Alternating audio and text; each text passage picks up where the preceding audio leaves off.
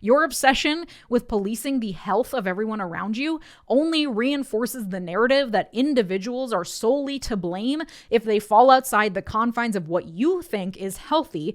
And in fact, what you think is healthy has been dictated mostly by centuries of men just making shit up, usually influenced by the patriarchy or racism or both. And therefore, it is up to individuals to force themselves to conform to these body standards. And if they can't manage to do that, then they are bad and lazy, because the end goal isn't really health. Because if these people policing other people's bodies genuinely cared about their health, that would require a level of empathy that people seem incapable of extending to those who have been othered, those seen as morally reprehensible because they aren't healthy. And it abdicates the state's responsibility to provide for its people the basics necessary to sustain life, which is what I think the state ought to be responsible for. But for capitalists, the primary usefulness of the state lies in its ability to protect property and nothing else. So by assigning blame to individuals and letting the state off the hook, you are playing into the hands of the 1% who say, yes, good, shrink the state so that I can continue to exploit people's labor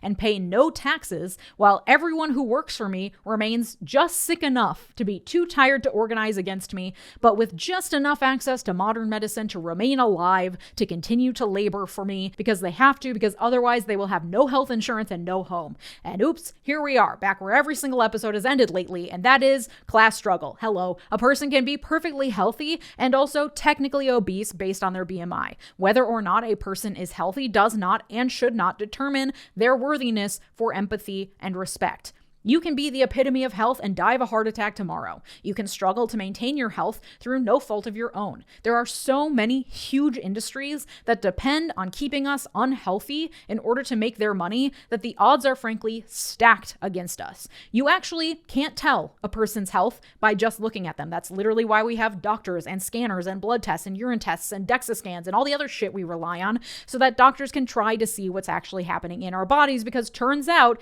it's really complex. And while we all fight each other over whether or not we're healthy enough to deserve empathy or food stamps, meanwhile, Elon Musk has made $10 million in the time it's taken you to watch this video. You may think it's not that deep, but it so fucking is.